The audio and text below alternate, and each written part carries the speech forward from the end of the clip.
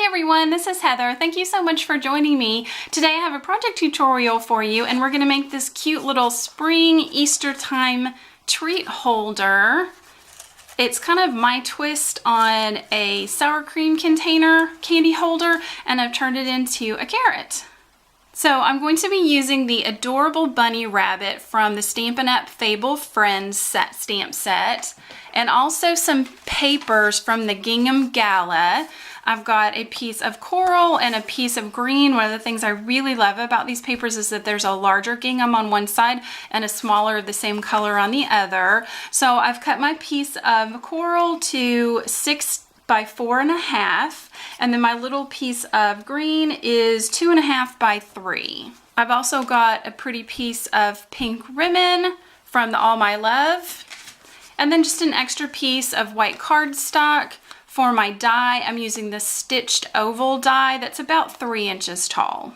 So the first thing I'm going to do is create my sour cream container, and I'm taking a very strong adhesive. I'm just using a red liner tape because I really want this to hold together.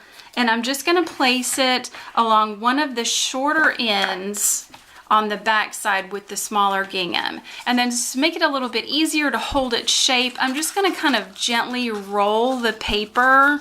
It'll just help you when you're putting the sour cream container together. So just kind of gently roll it. So now I'm going to take the red liner tape off, and I'm just going to fold this over. And one of the nice things about the gingham paper is that it kind of helps you be able to line it up. So I'm just going to form just a simple tube like so. And next, along where that edge is, I want to pinch just one end of the tube and just crimp it a little bit at the top. And now I've got another piece of the red liner tape. Hope you're going to be able to see this on camera.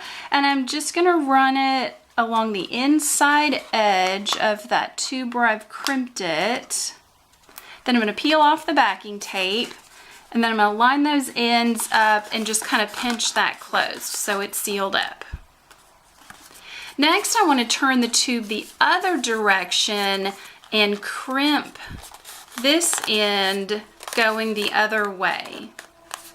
Next, I wanted to put a ribbon through. You could skip this step if you wanted to, but I thought it would be really pretty. So I'm just going to punch 2 holes with an 1/8 inch hole punch. So I've got those holes punched there. Now I'm going to take my piece of green, and I'm going to be using the smaller of the ginghams towards the front. And I'm just going to lay this along the edge and take a pencil and just make a couple little tick marks so that I know where to punch on the green. I'm going to punch through those. And now on the inside of this end, I'm just going to put adhesive on either side of those holes. So again, along the inside edge, I've just put a little bit of the tape on either side of those holes. I'm going to remove the backing paper, and I'm just going to line those holes up, and I'm going to seal that shut. Next, I want to make the fringe for the top of the carrot.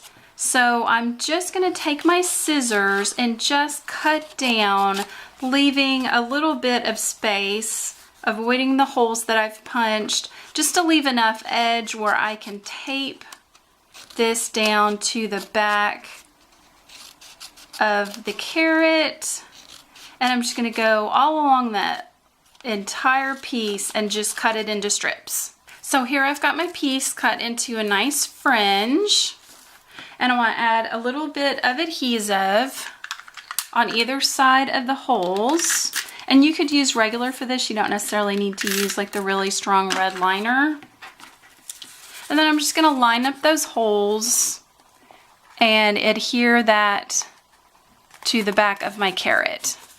Now, depending on how wide your tube is, the 3 inches across of the green might be a little bit too wide. So just take your scissors and just kind of snip that off so it's even. And next I'm going to take my pencil and I'm just going to take a few of the strips and just kind of curl them around the pencil, some going forward, some going back. Just grab little sections of them. I think it just gives it just kind of a little bit more of a nice texture, so it looks a little more realistic. So now that I'm happy with the way the top of my little carrot looks, I'm going to thread my ribbon through the holes.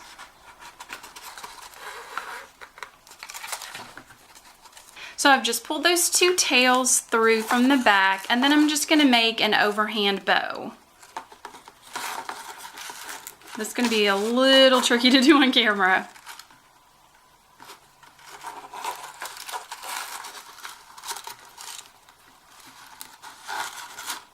So now I'm just going to take my scissors and kind of trim the ends off at a little bit of an angle.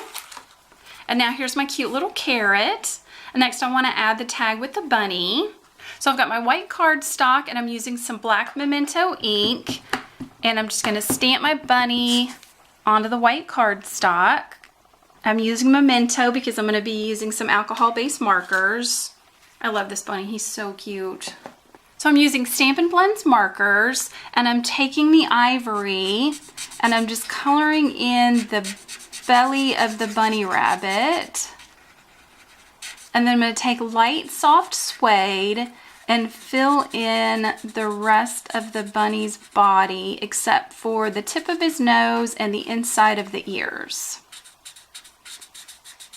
So here he is filled in with the light soft suede, and I'm just going to go in with the dark soft suede and just add a little bit of shading.